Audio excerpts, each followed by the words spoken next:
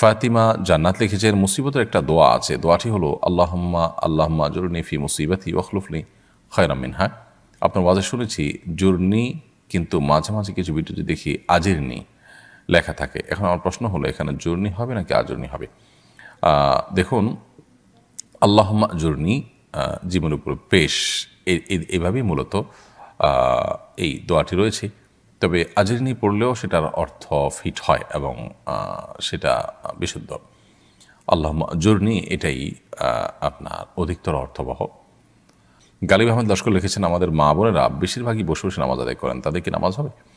মা বোনরা কতটা বসে বসে নামাজ আদায় করেন আমি জানি না, তবে অনেক পুরুষদেরকে দেখি যে আমরা চেয়ারে বসে তারা নামাজ আদায় করেন। একান্ত আপনার সেরকম শরিয়াত আপনার অ্যালাউ করতে পারে সে পরিমাণ মাজুর হওয়া ছাড়াও, তো মা বোন হোক আর পুরুষ হোক, যে কেউ হোক, সুস্থ সবল থাকা অবস্থায়ও তিনি যদি বসে বসে ফরজ নামাজ আদায় করেন তার নামাজ হবে না।